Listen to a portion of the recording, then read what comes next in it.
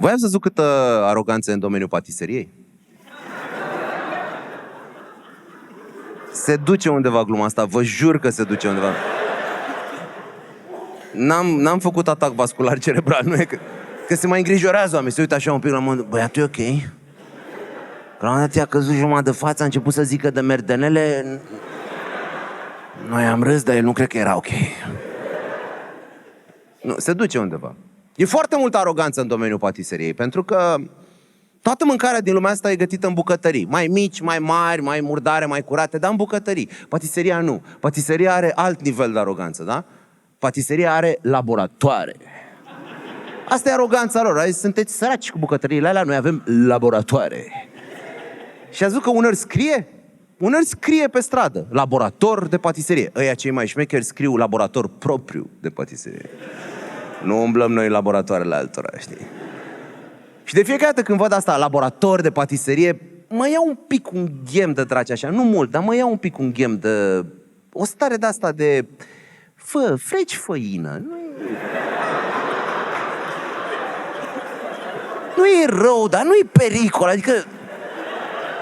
Nu vă mai căcați voi cu laboratoarele alea, că nu faceți fisiune nucleară la Cernavodă. Sunt merdenele, dă-le naibii, cât de rău poate să fie. Cât de greu e la patiserie. Trebuie să îți iei pe tine biohazard din ăla, costum din ăla de protecție biologică, intri într-o cameră sterilă, te curăță, intri într-o cameră presurizată pe care începi să faci aluatul și... Pericol, mai auzi la știri, a sărit în aer un bloc în Vaslui. Ce s-a întâmplat? Patiserie ilegală. Era un laborator ilegal de patiserie. Un fel de Breaking Bread de România. Da. Încercau să facă merdeneaua aia bleu pură. Credeau că poate să facă patiserie cu chimia de liceu, cretinii. Acum vreun an am zis gluma asta în București și a venit după show la mine un băiat, a zis: salut Teo, eu sunt Cristi. Zic: salut Cristi.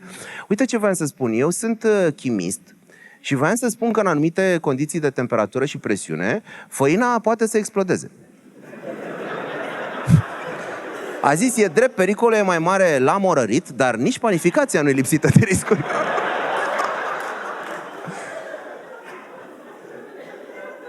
Și am zis: bă, Cristi, uite care e faza. Eu nu o să las niciodată adevărul să stea în calea unei glume. Zic, singura diferență acum că mi-ai zis chestia asta e că ești tu în gluma aia. Și așa că iată-l pe Cristi aici. Cristi chimistul, care a venit efectiv cu actually. Dar asta zic, patiserie. Patiserie. Și mi se pare minunat domeniul ăsta, că tot timpul se leagă de trecut, de parcă e o parte importantă din istoria noastră, e tot timpul trecut, tradiție. Patiseria e tradiție. Patiseria nu e viitor. Nu o să vedeți niciodată o patiserie în formă de OZN care să vândă merdeneaua anului 2500 sau ceva. E tot timpul tradiție, vechi, strămoși. Ați văzut Luca? Toate patiseriile Luca au pe ele o poză al negru cu doi bătrâni cu părul alb, care stau așa cu mâinile în piept, se uită nostalgic în zare. Patiserie, taică! Patiserie, nu prostii, bă! Și ei vând covridog acolo. Știți ce e covridog sau o duceți bine? Că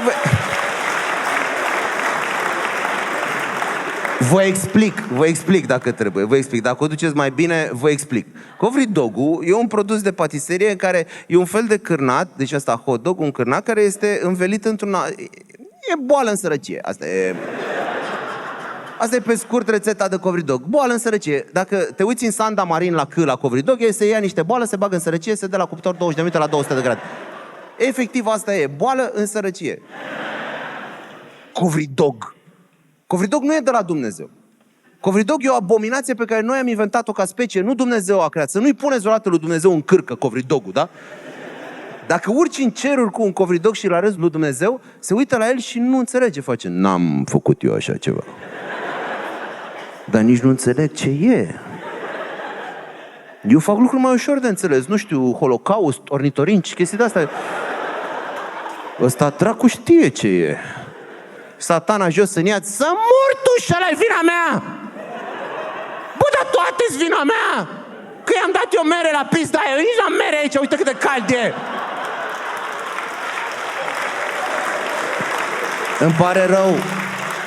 Îmi pare rău dacă vă jignește limbajul vulgar, nu eu, Satana e vulgar. Asta e covridog. De-aia vă zic că e boală în sărăcie, că e boală de ce? E cârnatul ăla, da? Hot dog-ul, da? Hot dog, eu fiind din București, mâncare la noi e tradițională, că avem Ikea și... Nu știu dacă știți, dar Ikea e cel mai mare magazin de hot dog care vinde și scăunele. Asta e... Așa a pornit Ikea, nu știu dacă știți. În 1965, lângă Stockholm, era un vânzător de hot dog, Cristi Ikea, ne Ikea, cum îi ziceau prietenii, care vindea cel mai bun hot dog din toată Suedia, da? Și stăteau oamenii la coadă ore în șir să mănânce hot dog de la Nea Ikea, da?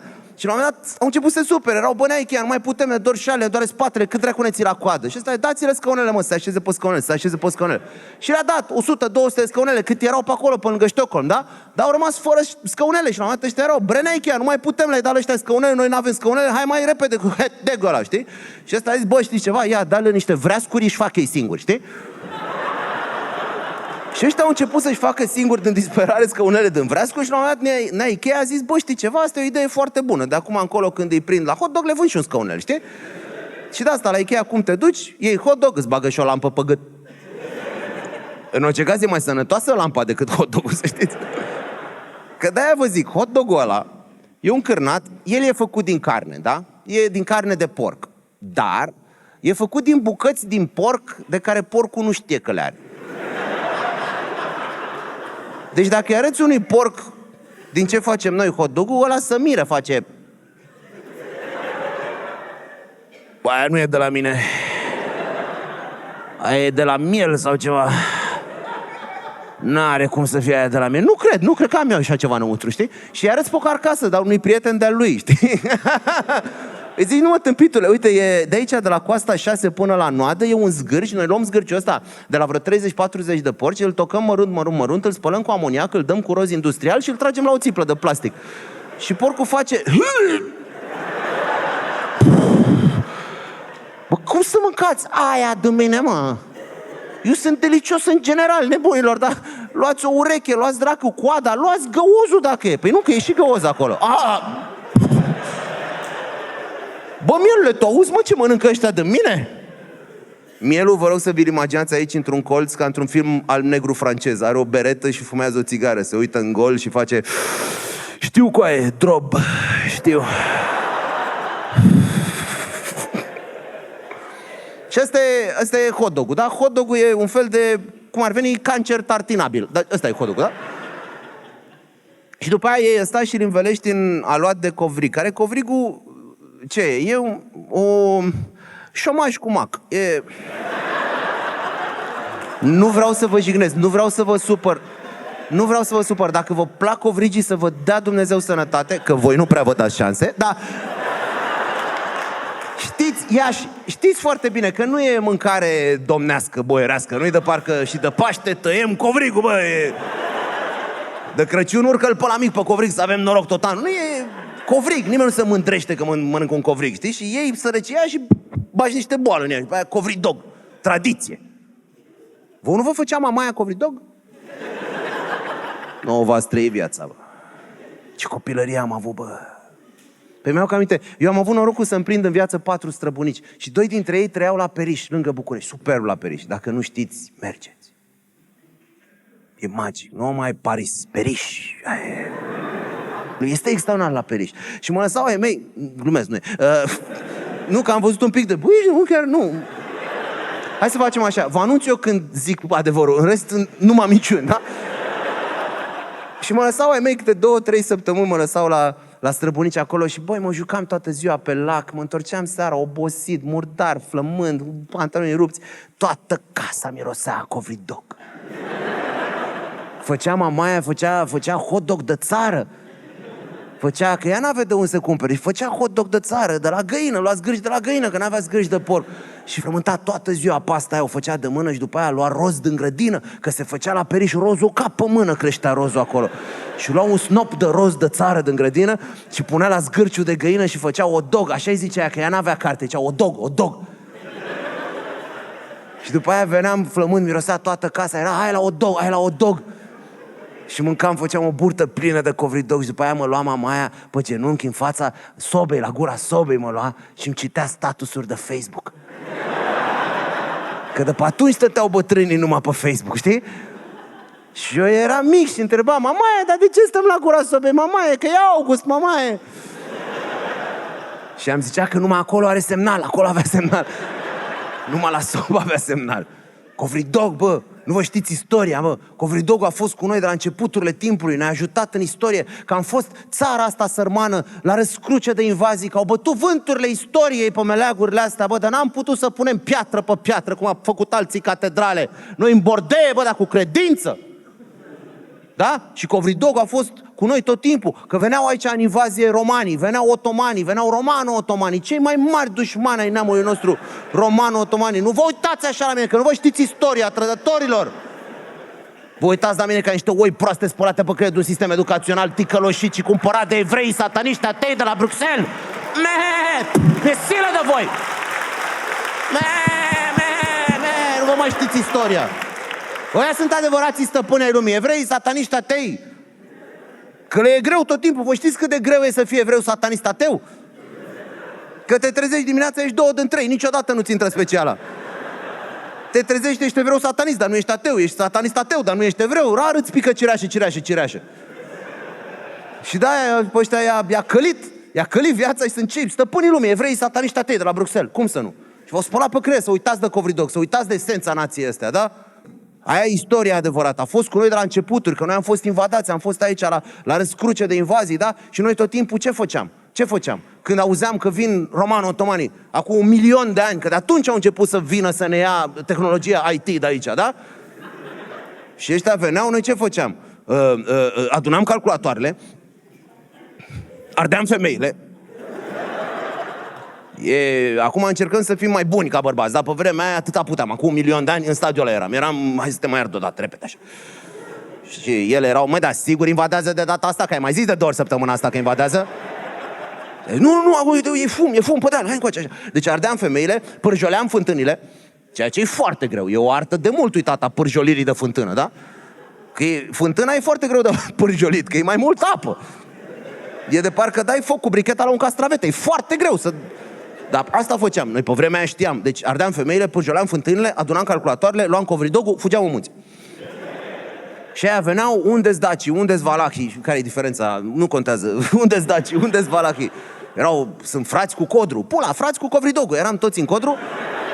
Eram urcați în copac, țineam aici laptopul, aici nevasta, mâncam Covidog, eram muie la romano-otomani.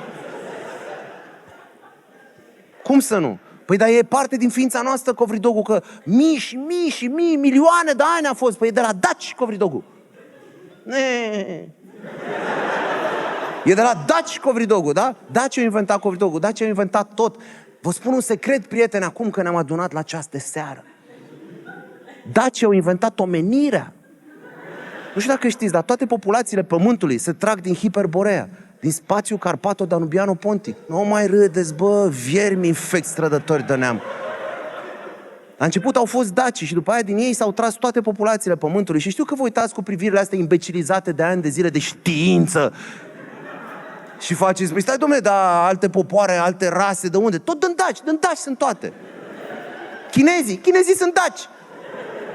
Sunt primii daci plecați la muncă. Păi de ce sunt chinezii așa harnici? Că erau dacii harnici, ăștia erau dacii harnici. Vă dați seama cât de genial e poporul ăsta, că ei au plecat la muncă înainte să fie... Nu era nimeni acolo unde plecau ei și nici de muncă nu era. Ei au plecat acolo și și-au făcut singuri de muncă acolo. De-aia suntem noi atât de buni ca nație să plecăm la muncă, că noi am inventat plecatul la muncă, da? Și dacii ce au făcut? Au zis, plecăm la muncă. Și au plecat spre unde e acum China, departe, în capătul celălalt al lumii. Și au mers mult, drum greu, vă dați seama, greutăți. Au făcut icteri de efort, s-au încălbenit un pic așa. Și după aia mergând mii și mii de ani ca să ajungă acolo, au scăzut în înălțime, că și creionul, dacă îl dai de o piatră, se tocește așa. Și au ajuns mai mici și mai galbeni acolo, da? Și după aia, normal, când au ajuns acolo, la capătul lumii, s-au întors ca să se reconecteze cu piramidele dacice din Bucegi, să se reconecteze cu Zamolxe, dar era departe, nu vedeau bine. Și atunci erau, unde-i Zamolxe? Unde-i Zamolxe? Daci! Toți sunt daci. Negri, daci. Tot continentul african populat de daci. Al doilea val de emigrație dac.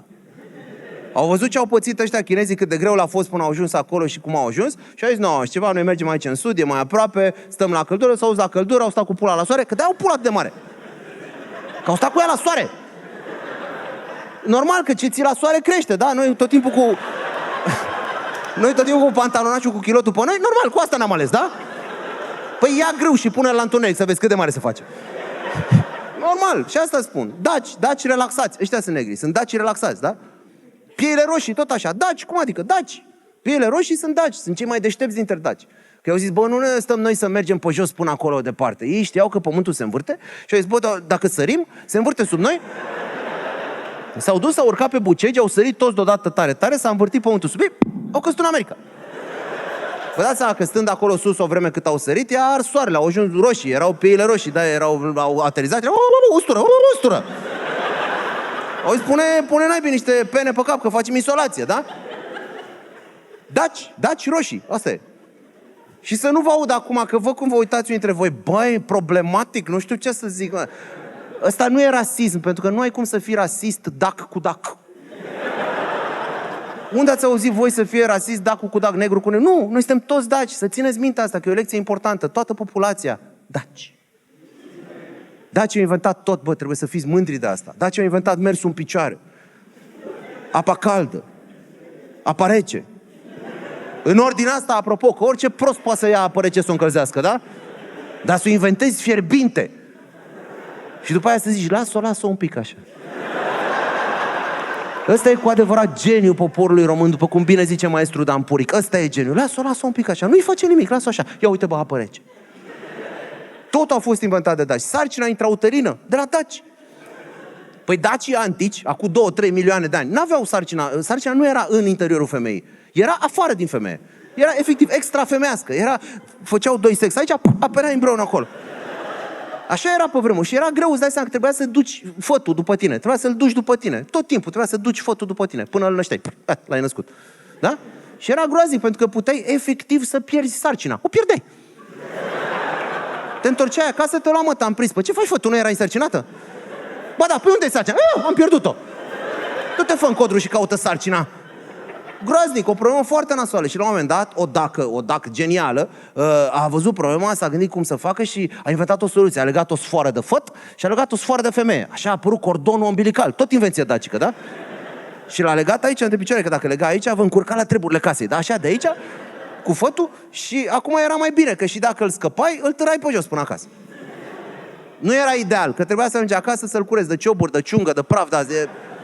Și după aia un alt dac genial, și ăsta genial, toți erau geniali, dar ăsta era și mai genial. S-a uitat, a văzut în Matrix, da? Ca Andrew Tate, a văzut în Matrix. Andrew Tate, un alt dac, dar asta e alt show. A văzut în Matrix și a dat seama de soluție, da? S-a uitat la făt, s-a uitat la mamă, s-a uitat la făt, s-a uitat la mamă și a zis fătului, du-te în pizda, mătii. Înțelegeți nivelul de geniu al poporului ăsta? Și fătul l-a ascultat, a urcat în rapel pe cordonul umbilical, s-a vărât în femeie, a apărut uterul atunci și de atunci a apărut sarcina intrauterină, care e net superioară. Pentru că acum știi unde e, nu-l bate soarele, nu bate vântul, e net superior, da? Bine, a zis că fătului nu-i convine. De la un moment al sarcinii încolo începe să dă cu șutul, dă cu cotul. Lasă-mă fă afară. Că el știe că e dac liber, știi? Adică... Era acolo, e oprimat, ce e ăsta, uterul ăsta? Asta e invenție și dovească, domnule, uterul ăsta, ca să ne țină pe noi înăuntru, la întuneric, afară, cu dacii liberi, știi? Dacii au inventat tot. Au fost acolo de la început și au inventat tot. Și după aia, la un moment dat, au năvălit romano-otomanii peste ei. A venit Mohamed Cezar, un mare conducător al Imperiului. Nu râdeți că nu știți istorie, un mare conducător al Imperiului Romano-Otoman, Mohamed Cezar, a venit, a văzut toate femeile dace cu sarcina intrauterină și a zis, așa ceva nu se poate, asta nu e de la zeii noștri, asta e o aberație și tăiați-le pe burtă și scoateți fătul, tăiați-le pe burtă și scoateți fătul. Și așa a apărut operația de cezariană. Totul se leagă dacă studiezi cu atenție istoria, da? Cum să nu? Și mii de ani ne-am bazat pe Covridog. Până când la un moment dat, Mehmet Nero, mare cuceritor, A venit pe plaiurile noastre, a capturat un dac, l-a torturat, a aflat rețeta de covridog. Și de atunci nu mai mănâncă musulmanii porc. Când a auzit rețeta de covridog, Allah în ceruri s-a înverzit la față, a făcut... Nu, e adevărat așa ceva. S-a întors la Dumnezeu creștin, a zis, bă, ai făcut așa ceva? Ai făcut tu chestia aia? Ăsta nervos era, n-am făcut, ornitorinci, aia fac eu, ornitorinci, aia, să-l ia dracu de covridog, satana jos. Bă, dar ia gata, ia! Să iau eu covridogul, să iei tu covridogul, ia că m-am săturat.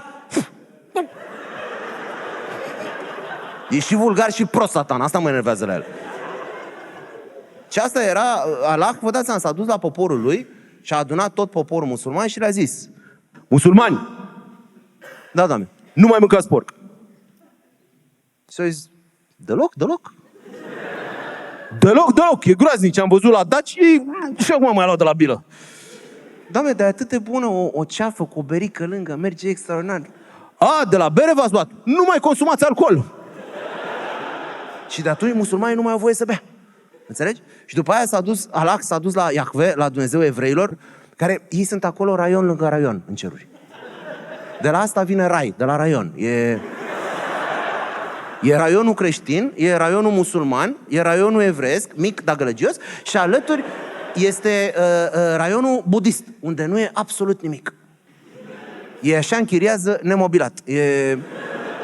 Și dacă ajungi acolo și vrei ceva, te dau afară, că n-ai voie să vrei la ei. Și s-a dus Allah, l-a chemat pe Iahve și a zis: Iahve, vino puțin, du-te și zile la ei tăi să nu mai mănânce porc, că-ți jur, ce am văzut la daci, mi-e greață. Și s-a dus Iahve să le zică la evrei să nu mai mănânce porc. Și de atunci nici evrei nu mai au voie să mănânce porc. Și ăsta e unul din rarele lucruri adevărate. N-au voie să mănânce porc. Numai că n-au voie să mănânce mai multe chestii. Nu știu dacă știți, din punct de vedere religios, evreilor le sunt interzise multe lucruri.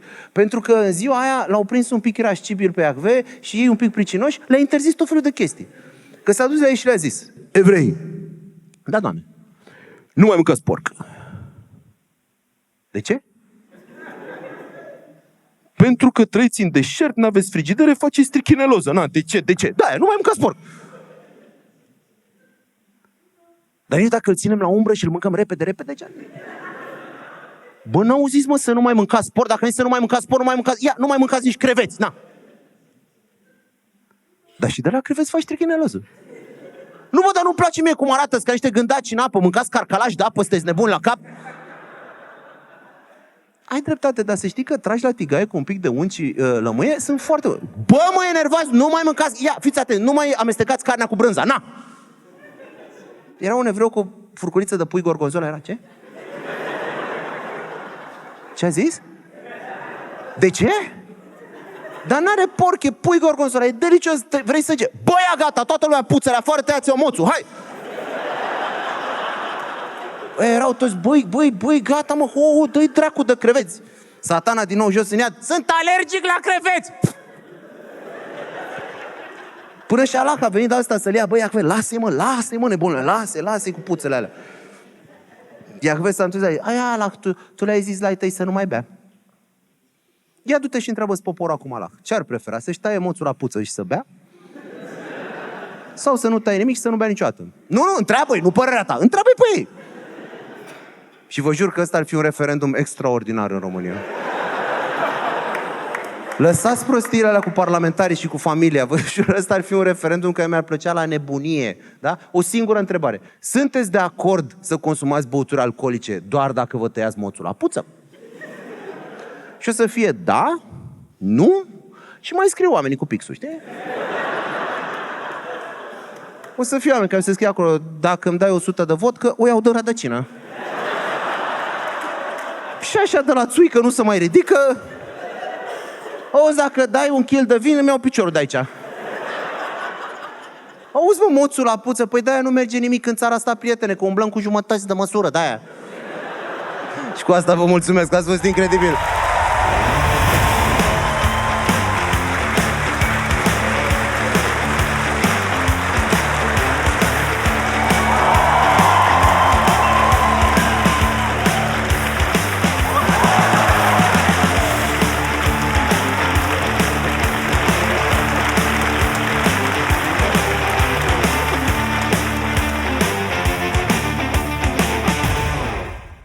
Dacă ți-a plăcut bucata asta, intră pe comedybox.ro și uită-te la noul meu special. Iar dacă nu ți-a plăcut bucata asta, intră pe comedybox.ro și uită-te la noul meu special ca să te enervezi și mai tare.